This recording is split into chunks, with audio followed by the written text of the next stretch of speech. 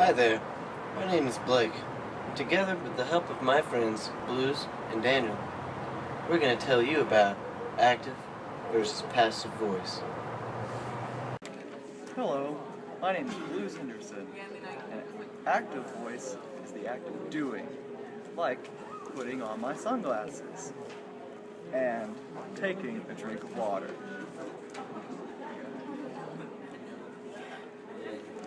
Hello, my name is Daniel. In passive voice, the subject is acted upon the verb. So, for example, in the library, the ping pong ball was thrown by Daniel. Ow. Using this dog. Here's a little example of active voice.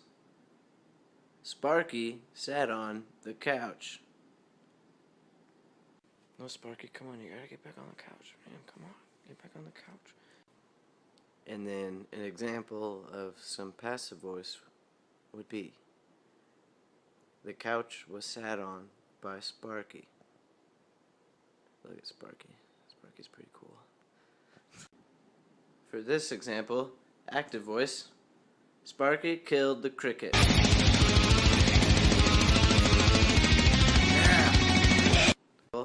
For passive voice, the cricket was maimed by Sparky.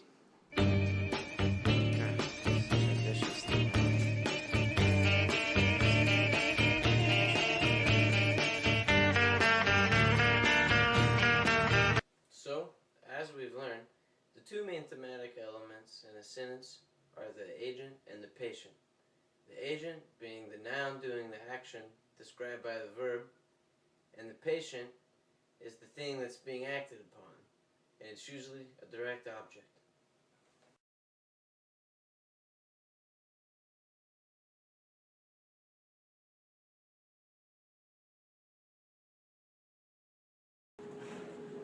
For an active structure, we have the agent at the front acting through a verb on the patient. So the chemist filled the test tube. The customers have written several letters of complaint. We are conducting further research. This all leads to active structure.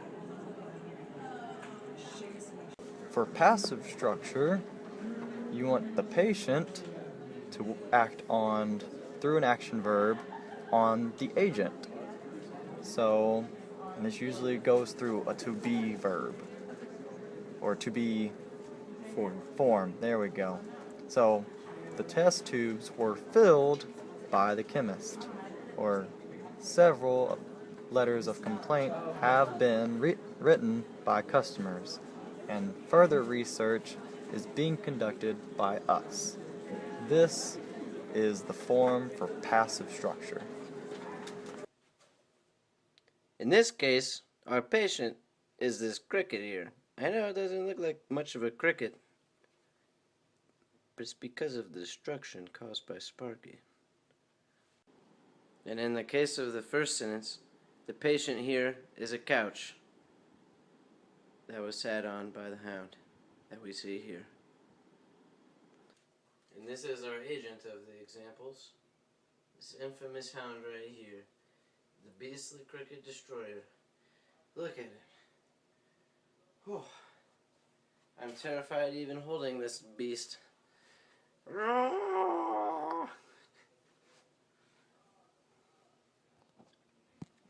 Okay, you can go. You don't have to act anymore. Thank you.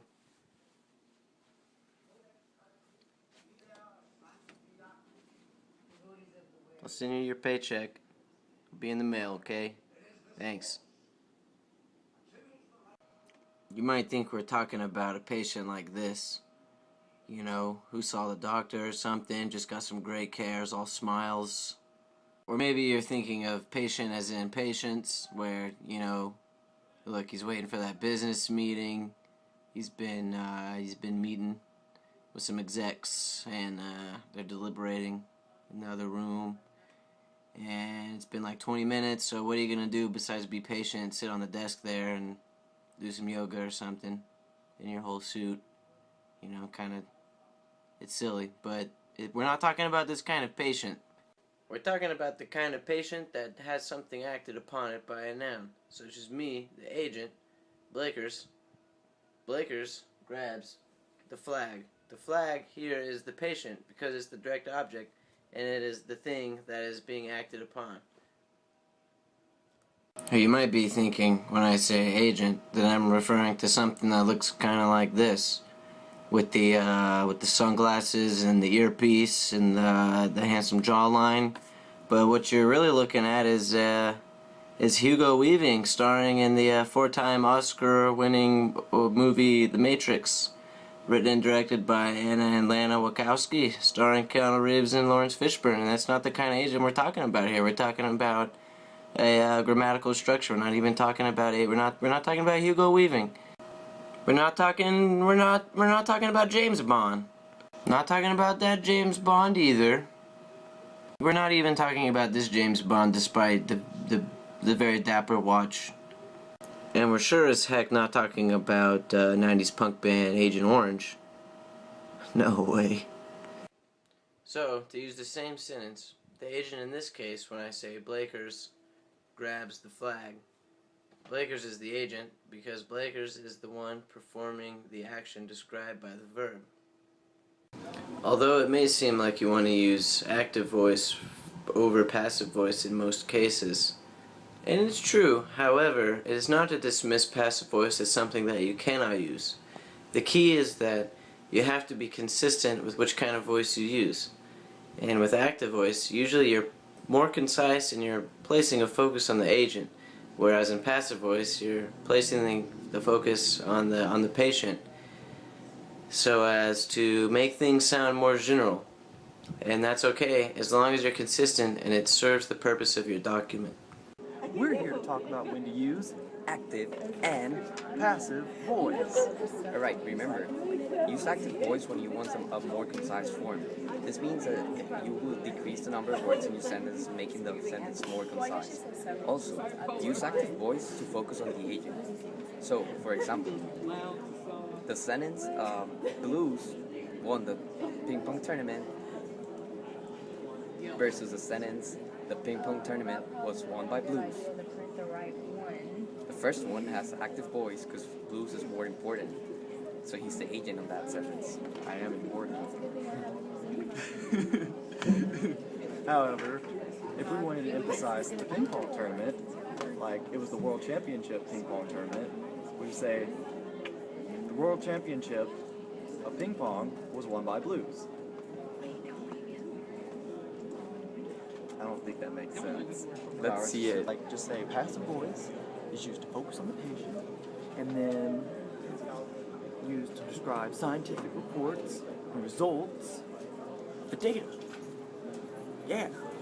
So, in our example today, chemistry textbooks are bought by students every year. So, here's my chemistry textbook. Here's money.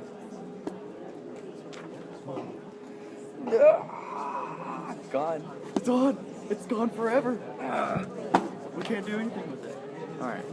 But this, the chemistry textbook in this case is the main point of the sentence versus the students. Because the students is just a broad term for, me and this guy. So, in order to convert the sentence, oh my gosh, From passive to active voice, we could say students buy chemistry textbooks every year.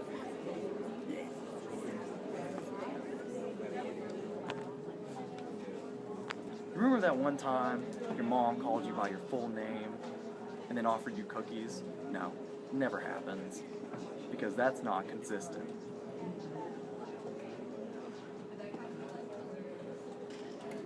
We're waiting on you to get back to work.